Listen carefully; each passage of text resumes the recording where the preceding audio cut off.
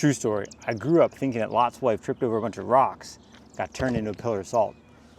Now it is true in Genesis 19, Lot's wife turns into a pillar of salt. However, it's not how I remember as a kid. If you remember the story of Sodom and Gomorrah, fire, brimstone coming out of the sky, God destroying the city as he's saving Lot and his wife. And in my mind, there's a cartoon where she fell and she tripped and she looked back as she was falling and then poof, pillar of salt. Quick recap of the story. God sent some angels to talk to Abraham, telling them his plans to destroy Sodom and Gomorrah because it is so unrighteous.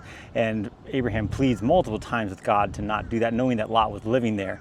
And he got all the way down to, I believe, 10 people. If there were 10 righteous people living in Sodom and Gomorrah, they would not be destroyed. Turns out there wasn't even 10. The angels travel to Sodom and Gomorrah, they catch up with Lot, they talk with him and try to convince him and his family, you need to leave because this place is getting destroyed. And it gets to the point they actually have to drag him out of his house. Like he's still fumbling, taking his time, doesn't really believe it's gonna happen. They drag him out, they send him, they tell him to run across. They're supposed to run in the mountains. Lot's like, I can't survive in the mountains, can I go to the small village? And the angels say, yes, go to the small village. And they get to the small village and then God rains down destruction from the skies, destroying Sodom and Gomorrah. And then it says that Lot's wife looked back and was turned into a pillar of salt. And let's think this through, right? There's fire coming out of the sky, destroying cities across an open plain. I mean, who's not going to look back and see that? So whether you tripped over a rock and looked back, or if you just had to see what was happening at what had been your home up until this point, one way or another, you're going to look back. So why is it that she was turned into salt? How is that fair?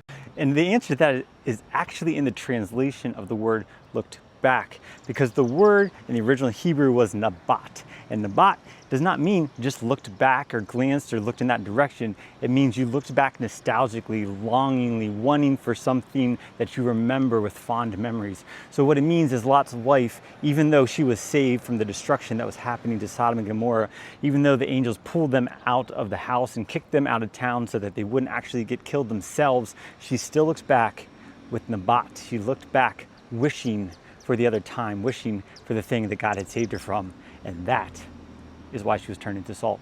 And although you probably have not been saved from fire and brimstone coming out of the sky to destroy your former city in 2026, God is saving us from something. It could be from bad past relationships, it could be from addiction, it could be from self-centeredness. Whatever the thing is that God took you out of, don't look back to it. It's so easy when times get hard for us to go and wish for the thing that was before because it's familiar, and because we have some fond memories of it, and we forget the thing that God pulled us out of, not just what he pulled us out of, but what he's invited us into. The moral of our story is nabat, don't look back.